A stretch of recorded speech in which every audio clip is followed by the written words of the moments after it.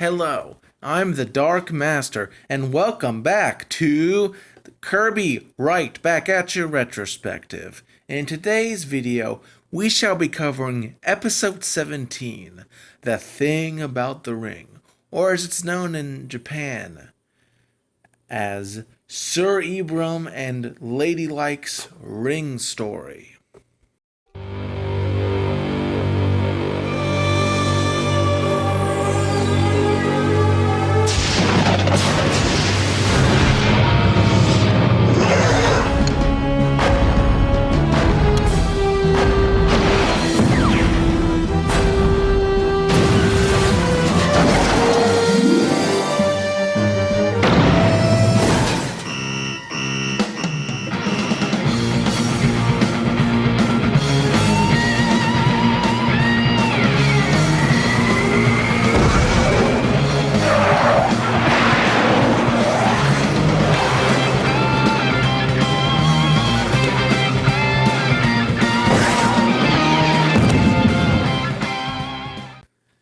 This episode is infamous as being the most extreme case of episode rearrangement in the entire series.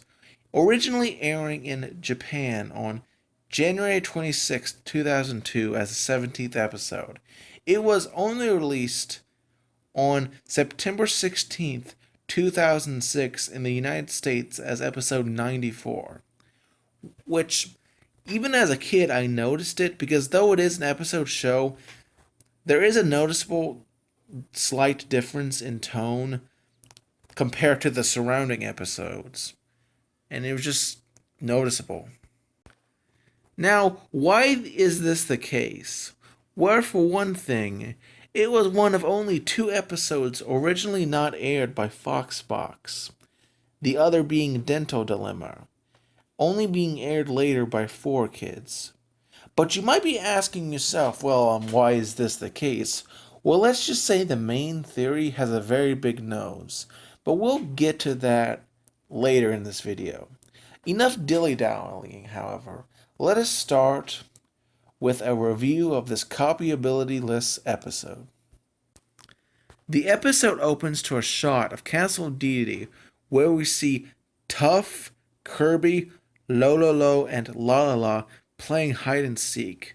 They are using rock, paper, scissors to decide who will be searching first. Seems kinda unfair since only Tough has the appropriate fingers to form anything other than rock, and the fact that Kirby is just a baby. So as expected, Kirby loses and begins counting to 100 as the others run off to hide. After a bit, Tiff walks by and sees Kirby counting. Concerned, she goes up to him and asks what he's doing. There are actually very few changes between the dub and the original, despite being outright banned, strangely enough. The first is here, where in the Japanese original, Tiff says to Kirby to tell him that he can eat out to his heart's content, while in the English dub, she questions whether or not he forgot what day it was. Kinda odd, but we'll see the reasoning later. Kirby jumps for joy, for as of yet unknown reason. Tough runs up and complains that his sister is ruining his day, as Folo and Lala explain that they were playing tag. But then, Tiff says it's a special day and asks if her own brother has forgotten. After a brief pause, Tough remembers that it is indeed a special day. Tiff walks away, followed swiftly by Tough and Kirby. Lololo and Lala, left behind, wonder what the special day is, as they pause for a moment before following the group. We see the camera, however, pan northeastwards, as we see the King, DDD, and Estrogoon looking over the kids, being all nosy. DDD asks Estrogoon, what is so special about today? Estrogoon's answer is changed between versions. In the Japanese original, Estrogoon questions whether or not it's trash burning day. Whereas in the English dub, he snarkily says he's not a wall calendar to the king. In either version, Dee Dee goes Ultra Instinct in rage and orders Escargoon to shut it and find out why today's so special. Such a nosy bot, isn't he? After the intro, we cut to Tiff holding a wedding portrait of her parents. As we see in the background, Ladylike is deciding between teal and a pink dress. Just some advice, always pink teal, because teal is a better color overall than pink. Tiff explains it's their parents' anniversary, and Tuff says that they celebrate with a big meal every year. Kirby is, for obvious reasons, overjoyed. And Tiff asks where they are going to eat. And her mom says they're going to Kawasaki's as she inspects more clothing. The kids, except Kirby, are upset, and Ladylike tells them to take it up with their father. Oddly enough, in the Japanese original, Ladylike explains that they always go to Kawasaki's. I'm kind of happy they changed that. It's not major enough to really be noticeable compared to the other changes I've mentioned, but I think the English dub does make their reaction more sensical. The kids call to him, but Sir Ibram remains quiet in his room. When he doesn't answer, Ladylike explains he's always nervous around their anniversary. Kirby, meanwhile, is just flying around, overjoyed at the chance to eat Kawasaki's delicious food. He enters the room as we shift focus to Sir Ibram, who holds a ring with an emerald gemstone. Sir Ibram is prep talking to himself that today will be the day and that his time has come. Despite all this self-assurance, he is easily spooked by his wife calling his name, and almost dropping the ring, he puts the ring back into the box, completely not seeing Kirby. Being the curious baby he is, Kirby goes over to the box and opens it. He plays around with the glorious ring, believing it to be some sort of food, perhaps rock candy or a ring pop, puts it in his mouth and starts trying to eat it. 3 things I want to mention. The fact that he's chewing indicates he has teeth, which is, disturbing.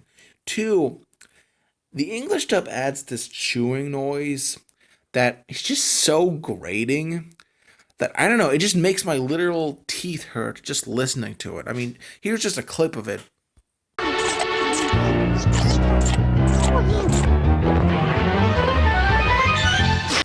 Thirdly, I call foul on the idea that Kirby couldn't eat this ring. I mean, he's already eaten rock-hard objects in 2 previous episodes. I know this was done just so that the plot would, actually happen. But come on, man. Anyway, Kirby spits out the ring, but is relieved at first, but then realizes what he's done. We see the ring falling through the air as it falls onto the head of a passing Waddle Dee. I like how the ring is briefly CGI. They always want to flout their okay CGI.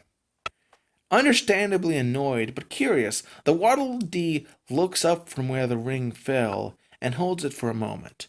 But then we see Escargoon slithering by, wondering what day it is and how he can achieve the thing the king wants. But then he sees the ring and snatches it from the Waddle Dee, who doesn't put up much resistance. He then claims the ring and threatens his subordinate into complying with his ownership. As he walks away, the much confused Waddle Dee looks at him, and Lolo and Lala watch him, also utterly confused by Escargoon's behavior. We then cut to the castle as we see a large commotion and observe Sir Ibram having a fit looking throughout the parents' room for the ring. In the Japanese original, he's quite vocal, whereas in the English dub, he's completely silent. I guess this makes sense as he's trying to keep a secret from Ladylike, but either version's pretty good. He cries, holding the empty box, that he lost it. The kids walking into his room try and find out what's the problem. Sir Ibram explains that the ring is gone. Tiff asks what ring, but her father says everything was going to be perfect. Tuff asks what was going to be perfect. As his father goes into his bed, the Japanese original, it's because he's ashamed of what happened, whereas in the English dub, he does so because he believes fruitlessly if the ring somehow happened to fall under the covers. Tiff breaks the awkwardness and asks her father why he asks so weird around their anniversary, explaining how he acts always really nervous every year, with Tuff adding that every year that mom will get really mad at him and not talk to him. Tiff, being clever, asks if it's about the ring, to which her father finally relents and answers, explaining that he's never actually given their mother a ring. Normally this would result in a divorce, but the kids are shocked and Sir Ibram explains by a series of flashbacks. Kinda wish that again, as in previous episodes, there were some blurry edges to indicate that it was indeed a flashback, because we've seen that in previous episodes, so the fact that it's missing in this one, I don't know, that's kind of inconsistent. I don't like it. But regardless, we see the pair attending their wedding. We see the mayor, who at that time had a full set of gray hair, handing the ring to Sir Ibram, who is the only one to strangely not look that much younger in this flashback. He's very jittery as he picks up the ruby ring and tries to put it on Lady Like's fingers. Again, please note that she has longer hair, thus is noticeably younger, but he isn't. I guess he's very self-conscious about his flashbacks. After some failed attempts, they bump over each other, and Sir Ibram drops the ring, which falls down the hill, and we see him chasing after it, Golem-esque style. Sadly, it falls into the river and is eaten by some sort of carp that we'll see later. Sir Ibram dives into the river, fruitlessly looking for the ring. That flashback then ends as we cut to Tiff asking if he ever found it. Her father says no, then explain that he's tried giving her a ring every so often, but every time since then, something terrible has gone wrong. We then see a series of flashbacks of unfortunate events in which Sir Ibram tries to give his wife a ring. The first time, he has a pearl ring and is about to give it to her when a golf ball, hit by King Dedede, falls into his room, causes him to trip and drop the ring right onto the king's golf ball tee, that little object that people use when they're playing golf. Dedede, not missing a beat, hits the ring, thinking it a golf ball, over the castle's wall into the moat, where I can only presume it was eaten by yet another fish, which causes Sir Ibram to hang out the window dejected. Next, we see the only scene outright cut from the English dub. In this cut scene, it's another brief clip of Sir Ibram dropping the ring into the toilet. We don't even see it. He just sort of faints in front of the bathroom stall afterwards. Honestly, I dislike any scene being cut, but this was a very superfluous part of the episode's original airing, and it was likely cut to make it so that it better fit into US television time slots. So it's a loss, but it's not one of those cutscenes that is genuinely of high quality. It's just kind of there. Then again, I do oppose it in principle, though. We then cut back to the group. Kirby then realizes what he has done and tries to get the three's attention by reacting what occurred and jumped out of the window, floating gently down to where he presumes the ring fell. Initially, the others are confused, but Tiff figures out that Kirby is trying to tell them something, and they follow him down there in an indirect manner. Kirby is down there first, but of course, as we know, the ring is well gone. Tiff and Tuff ask him a few questions. Before they can get an answer, however, Lolo and Lala show up, and ask what all the fuss is about. Tiff explains that they're looking for her mom's wedding ring, and Sir Ibram begs for their help. The pair ponder if it was a ring that Escargoon took from that Waddle Dee. The group is shocked as we then cut to Mabel's tent, where Escargoon has taken the ring to her for her to appraise it. Escargoon asks if it's good. What happens next is the last major script change of the episode between the Japanese original and the English dub. In the Japanese original, when Mabel examines the ring, she outright cons Escargoon into thinking the ring is made of glass, laughing at him as soon as he leaves her place. In the English dub, she still says it's glass, but when Escargoon leaves, instead of laughing, the frame freezes to make it so seem that Mabel is more kind of confused as to whether it's real or not, meaning she's less malicious and more just curious. In either case, after Escargoon, utterly dejected, leaves, Mabel takes the ring to Professor Curio for a second opinion. He says that the ring is from an unspecified ancient Capi civilization. Afterwards, she asks if he wants to buy it from her, considering it must be worth a lot. To which he says such artifacts cannot be bought or sold, which I have to call malarkey on that. Pawn stars plus actual museums prove that fact wrong, and they are more willing to provide money rewards, especially to poor people who bring in old artifacts. I think Curio just doesn't want to pay for the ring, and judging by past episodes, he's pretty stripped for cash. I mean, for Pete's sake, he committed fraud just so that his museum could stay operational. He's not the most ethical person. The two argue as Curio pulls out a book. The camera pans to the window, where we see Doron, the thief, peeking through the window. Foreshadowing.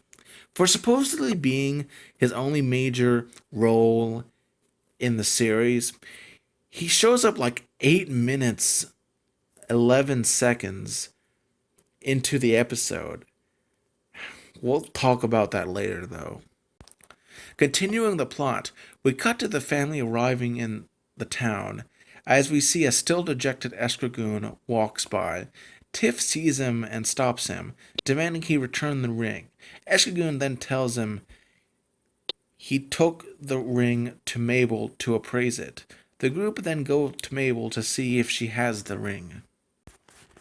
As they arrive there, she explains that she gave it to Curio.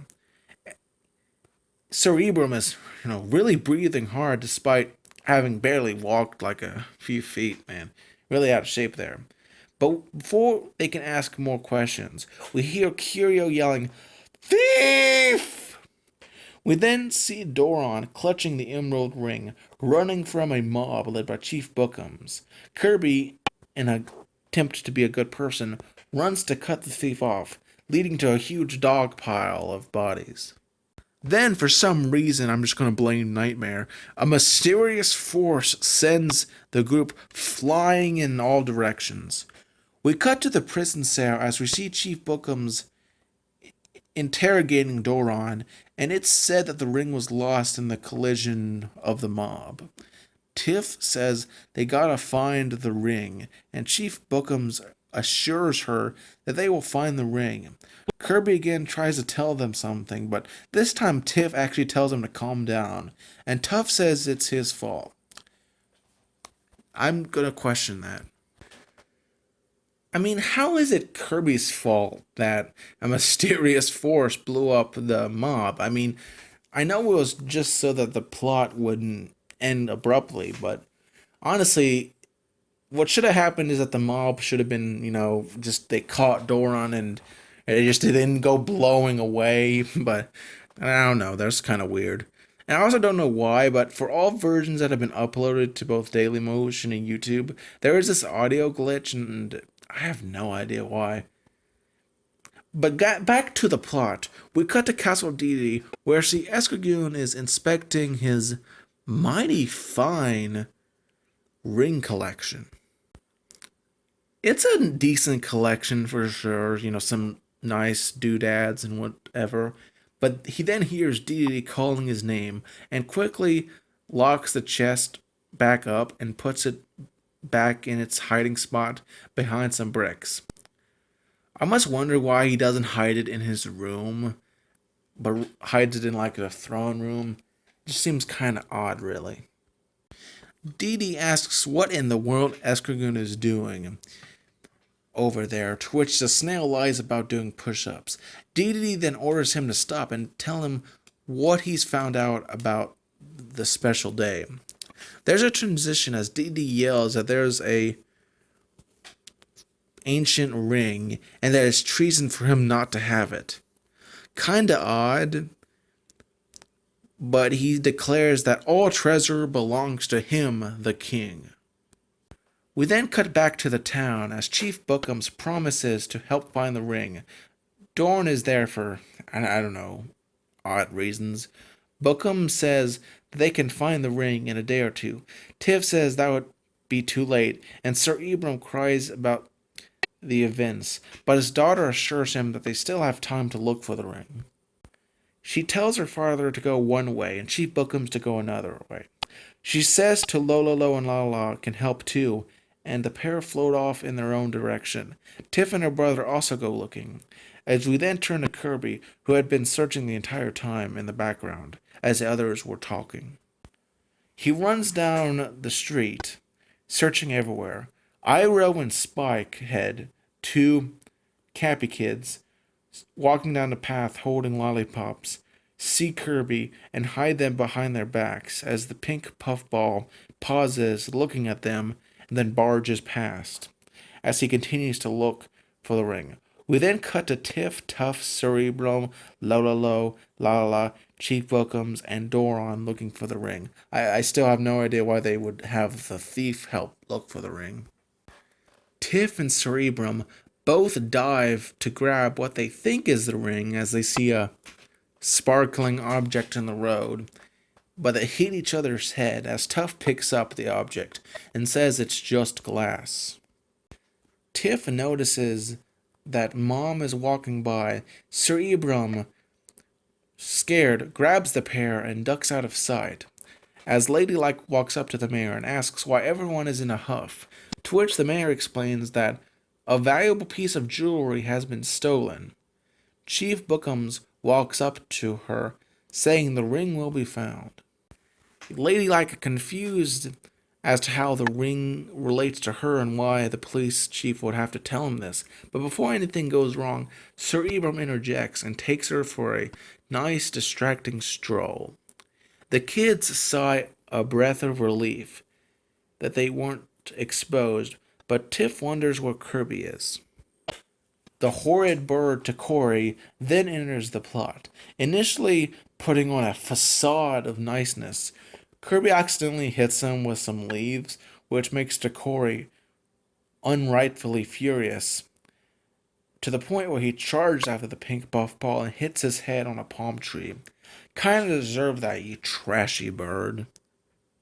Kirby pauses and looks up as the camera shows us that the ring somehow ended up stuck on the horns of some sheep.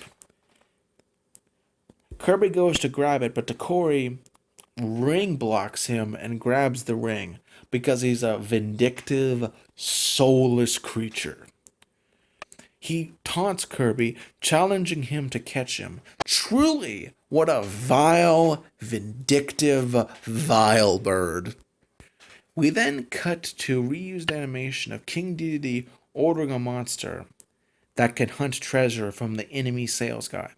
Escargoon questions this, saying, isn't this a bit much? Overreacting. But the king, enraged, goes Kaioken mode and says all the kingdom's treasures are his and that he ought to protect it. Via more reused animation, we are introduced to the Monster of the Week.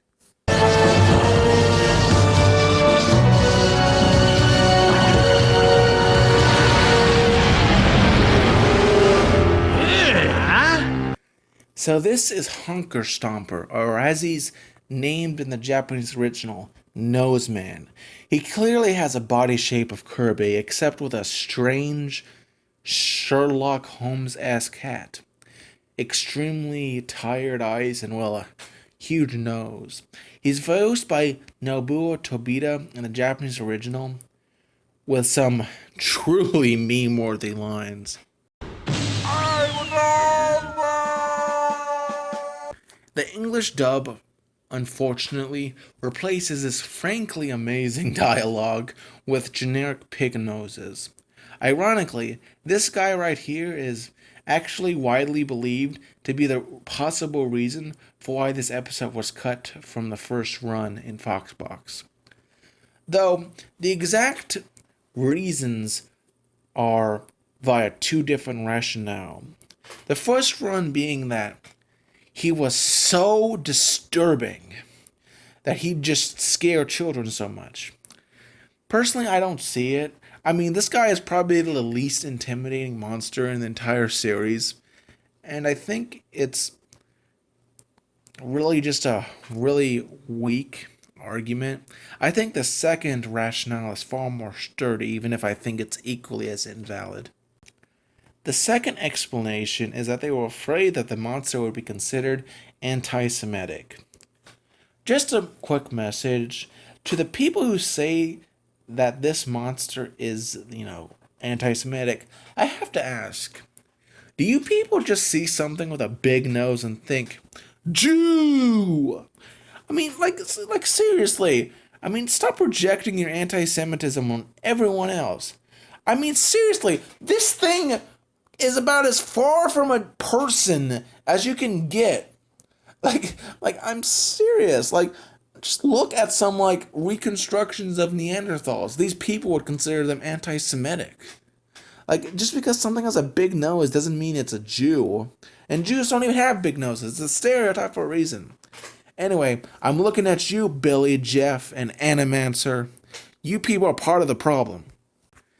Anyway, rant over. Resuming the plot, the enemy sales guy promotes Honker Stomper, who begins sniffing around. It goes over to where Escargoon hid his jewels and starts to inhale like a coke user.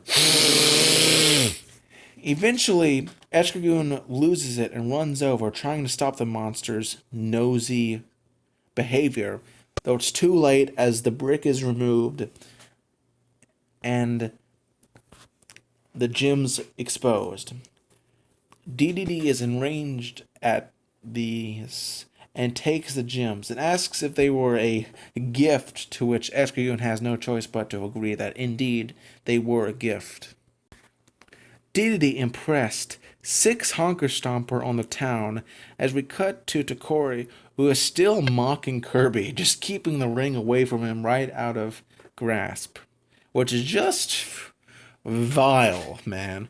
Kirby, fed up with this, wanders away, much to Takori's confusion, and tackles the wretched bird from behind, causing him to drop the ring and onto the storekeeper Gengu's hat. The pair then fall onto the store owner, as Takori is pretty much out of the remainder of this plot, so luckily he's gone. Kirby grabs the ring, but it's stolen once more by Doron. Why did they let this guy out of the cell again? Doron runs through a crowd of Cappies as Chief Bookums chases after him. But before he can be caught, Honker Stomper arrives and begins sniffling around. Seeing the thief, he begins to inhale Doron up into one of his nostrils. Absolutely disgusting.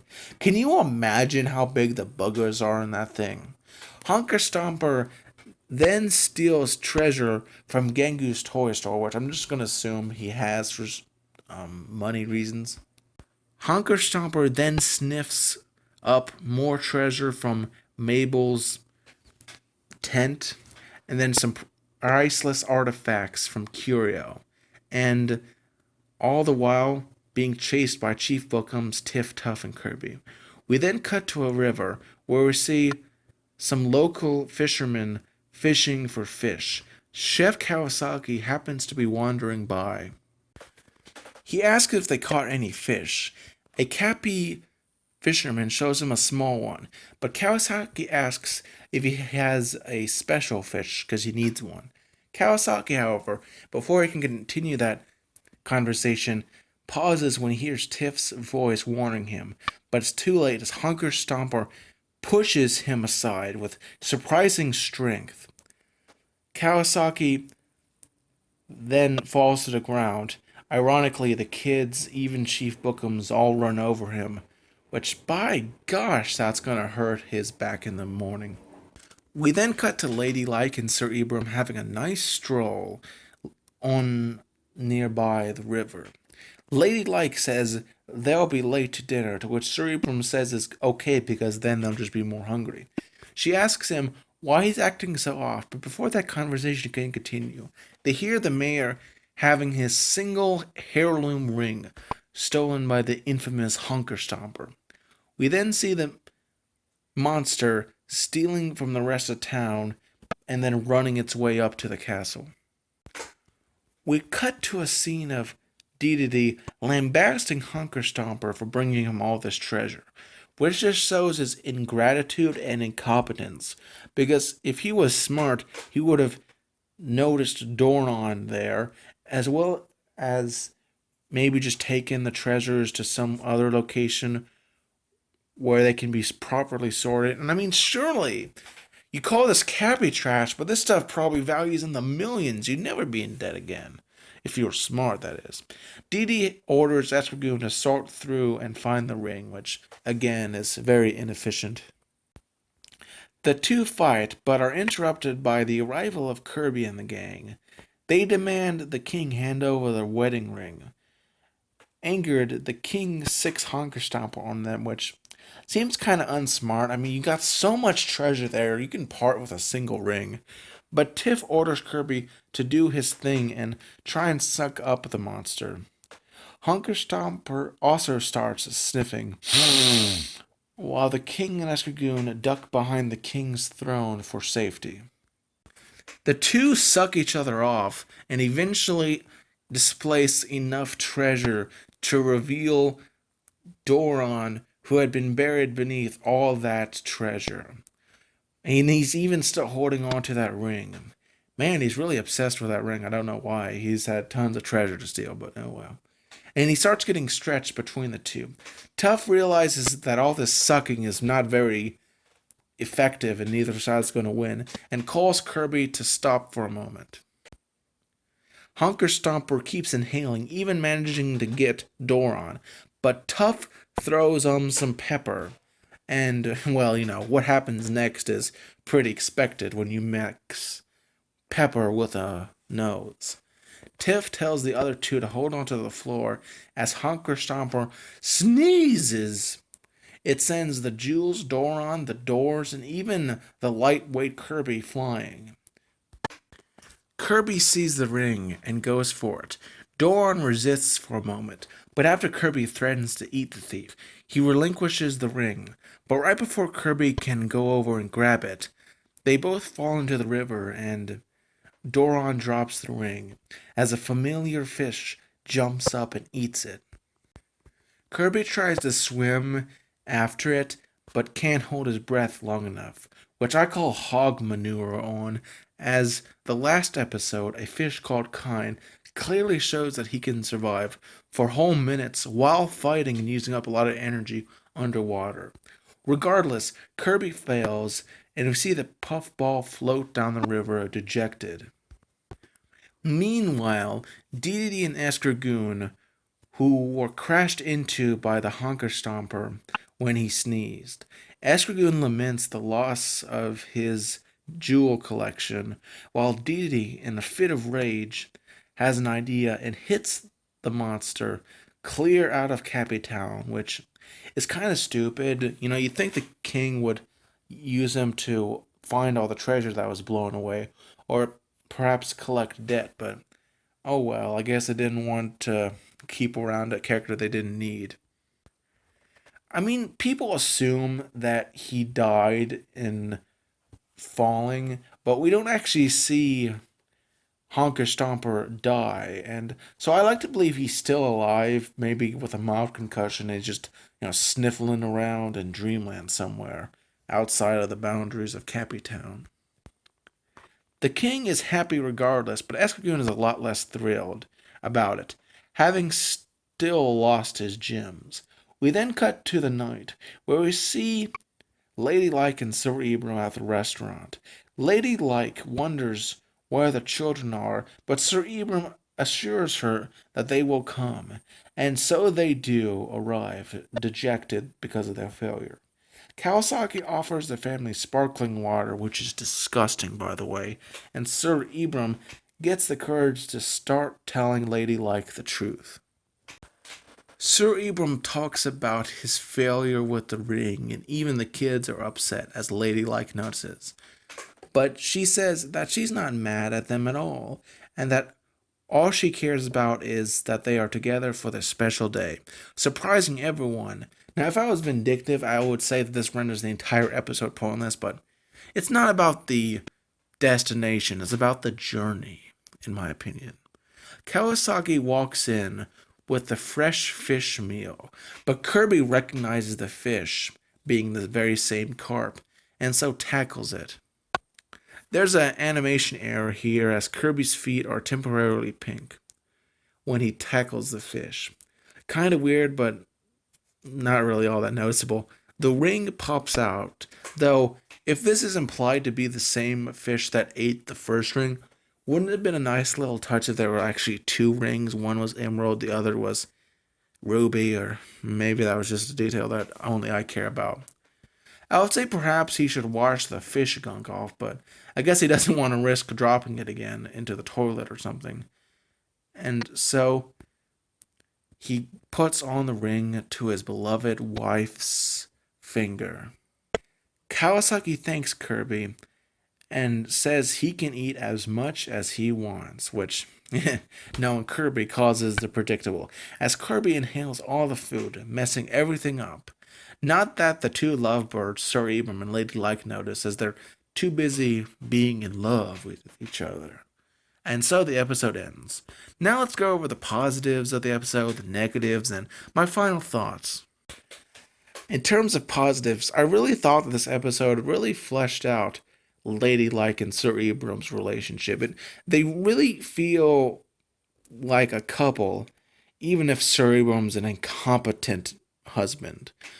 Also, I like Kirby's role in this episode. Yeah, sure, there isn't a copyability, and there is a stigma, especially against this anime's copyless abilities, especially in the first season, but I don't know. I think the way that he's done is just well done. Also, Honker Stomper was an excellent villain. One of the best, I would say, in the show. And sure, the loss of I'm Nose Man, as he goes in the Japanese version, is shame on the dub. And due to the design being very simple, he could easily be put in the games, and should be, in my opinion. Okay, so this next thing, though, is sorta negative, but I am sorta on the fence about it. So, this is touted as Doron's episode, or at least a Doron centric episode. And while, yes, I will concede that this is by far the most significant role he gets in any episode of the entire series, but unlike a lot of other character focused episodes, it doesn't really flesh him out on the same level. And to be fair, I don't think they really could have, while at the same time fleshing out Ladylike and Sir Abram's relationship, while also including a monster of the week in the form of Honker Stomper. And honestly, if they removed Honker Stomper and focused more on Doron, maybe in some ways that'd be a positive. But again, I love Honker Stomper, so it's kind of a catch-22, really. Also, the fact that he really only gets one episode while a lot of characters get multiples, he's just not really fleshed out in the way that a lot of other characters be. And even other characters that only get like one episode focused on them, they play a bigger role in this episode. So I think that this isn't really a Doran episode. And if you're looking for it to be a Dorn episode, you're really gonna be disappointed. Though, then again, I doubt many people care about these side characters in the first place, because apparently most people despise the episodes that focus on side characters, even though side characters are arguably what makes this show good in the first place. One negative that I think should be obvious that is not true is that this episode's not anti-Semitic by any measure. Also, another negative is that this episode was cut, and it shouldn't have been, especially for the reasons I discussed earlier. In conclusion, my final thoughts are that this is a great episode that I would highly recommend watching, as it was a very enjoyable and had a really decent plot. I'm the Dark Master, and join me next time in the Kirby Right Back at Ya Retrospective, where we'll cover one of the two worst episodes in the entire series. Well, have a nice day, folks.